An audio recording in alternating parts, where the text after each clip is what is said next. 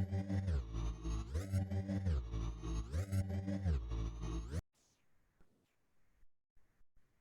वालेकुम and welcome to my channel reference. अच्छा, आज की जो वीडियो है हमारे पास, उसमें हम लोग देखेंगे PL/SQL कमेंट्स को। कमेंट्स बेसिकली हर लैंग्वेज के अंदर आपके पास होते हैं और ये यूज होते हैं एक दो कामों के लिए, उसको हम डिस्कस कर लेते हैं। और कमेंट्स की दो टाइप्स होती हैं। जो पहली टाइप होती है हमारे पास, उसको कहते हैं single line comment. Single line comment कहते हैं। और दूसरे को हम बोलते हैं मल्टी लाइन कमेंट।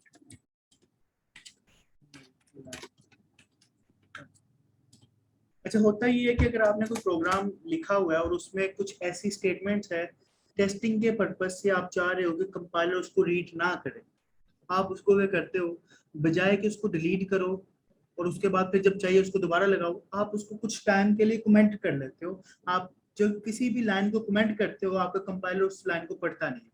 जैसे सपोज करते हैं कि मैंने सिलेक्ट एग्जाम्पल मैं इस तरह से दे सकता हूँ। ये हम कहते हैं कि मैं डिक्लेयर कर रहा हूँ या एक वेरिएबल जैसे हमने कल किया था, मैं कहता हूँ नंबर और उसके अंदर मैं कहता हूँ विकेट और लास्ट पे मैं कहता हूँ एंड और यहाँ पे मैं कहता हूँ DPMS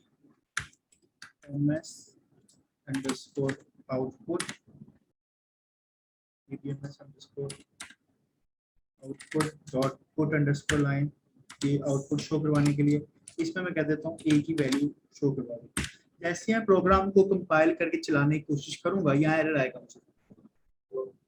एरर मुझे कह रहा है कि ये कौन सा कोड आप बीच में लिख रहे हो, मतलब ये, मतलब मैं पहचान नहीं रहा ये क्या चीजें लिखी। ये तो मैंने आपको समझाने के लिए लिखा है, लेकिन अगर मैं प्रोग्राम के अंदर ऐसा कोई कोड लिखना चाहता हूँ जो लिखा तो रहे पर कंपाइलर उसको पढ़े ना, तो मुझे उसको कमेंट करना पड़ेगा। उस पर मैंने कहा एक सिंगल लाइन कमेंट होता है और एक मल्टी लाइन कमेंट होता है। सिंगल लाइन कमेंट हम यूज करते हैं, जो ये साइन है ना माइनस का या हाइफन का साइन, इसको कम से कम 2 दफा लिखते हैं तो सिंगल लाइन कमेंट शुरू हो जाता है। जैसे मैं कहता हूँ अगर ये ऊपर वाली PL/SQL कमेंट्स की लाइन को मैंने कमेंट करना है, मैं इसको डबल करता हूँ या जितनी मर्जी दफा आगे कर लो, लेकिन कम से कम 2 दफा आपने करना है। तो ये देखो इसका कलर भी चेंज हो गया, रेड कलर में आ गया। इसका मतलब ये क्या है, कमेंट में हो गया। मैं कहता हूँ ये वाली लाइन को भी कमेंट कर दो, ये वाली लाइन को भी कमेंट कर दो। अभी तीनों लाइन कमेंट बन गई है। अब मेरा कंपाइलर, मैं अगर इसको चलाता हूँ, अगर अभी मैं इसको चलाता हूँ तो मुझे अब एरर नहीं मिलेगा।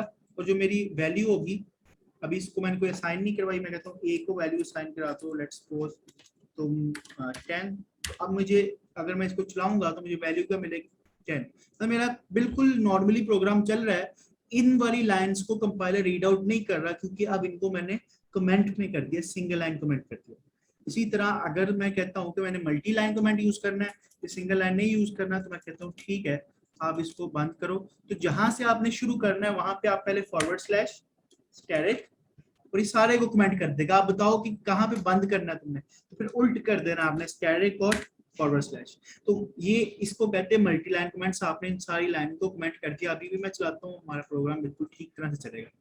अब इसके फायदे क्या होते हैं इसका, जैसे मैंने कहा कि आप सपोज करते हैं कि कुछ ऐसा कोड था जो अगर मैं लिख के करता तो कोई और रिजल्ट आना था, अगर मैं ना लिखूं तो कोई और आना था। मैंने टेस्टिंग के पर्पज के लिए यहाँ तो एक ऑप्शन था कि इसको मैं डिलीट करता, ठीक है, और पहले मैं ऐसे टेस्ट कर लेता। जब मुझे पता चलता नहीं नहीं ऐसे नहीं ठीक, मैं दोबारा इसको लिखता, फिर दोबारा टेस्ट करता, तो बार बार मैं इसको रिमूव करता फिर लिखता। इससे अच्छा ये नहीं है कि मैं इसको इधर ही लिखा रहने दूं, पर इसको मैं कमेंट कर दूं कि ये उस टाइम ना चले जब मैं चाहूं कि ना चले तो ना चले, जब मैं चाहूं तो चले। तो मैं इसके जस्ट कमेंट खत्म करूंगा और ये दोबारा चलने लग जाएगा।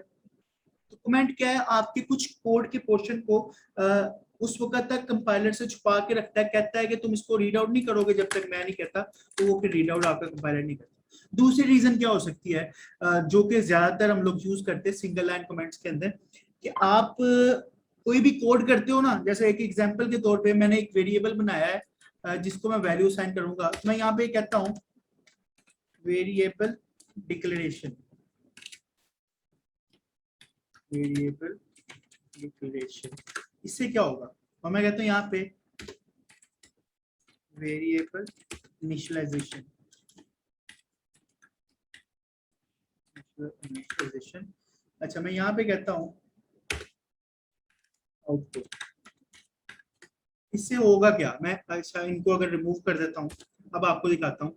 अब ये तो बड़ा सिंपल सा प्रोग्राम है, किसी को देख के वैसे ही समझ लग जाती है। हम ये अज्यूम कर रहे हैं बड़ा कम्प्लेक्स प्रोग्राम है, इसमें बड़े लॉजिक्स यूज हुए हैं। अभी यकीन करो आपने अपना कोड लिखा हुआ, कोई कोड जो समझ लो 10-15 लाइनों के अंदर चल जाता है, 5-7 लाइनों में भी चले जाता है। अगर आपने कोड लिखा ठीक है, 5-7 माह तक तो आप अगर रूटीनली उसको यूज कर रहे हो ठीक है।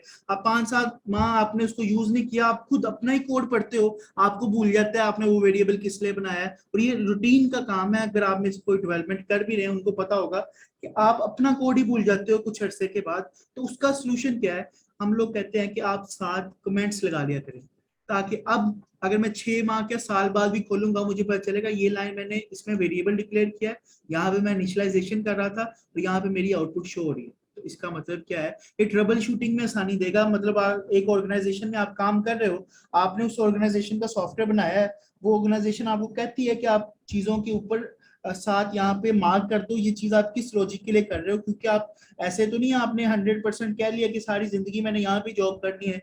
कल को अगर आप जॉब छोड़ के जाते हो, आपकी जगह जो नया डेवलपर आएगा उसको ये कमेंट्स पढ़ के आसानी हो जाएगी आपके कोड को समझना कि आप कौन सी लॉजिक को यूज कर रहे हो।